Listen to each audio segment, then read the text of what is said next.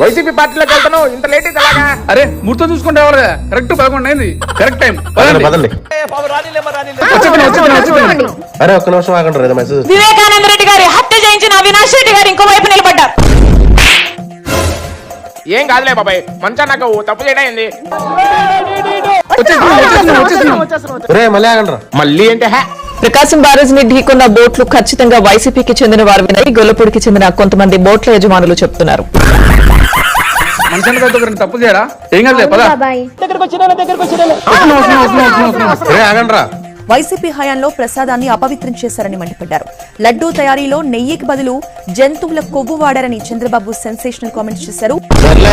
మనసా నాకు 3 తప్పులు చేయడా, వెళ్దాం.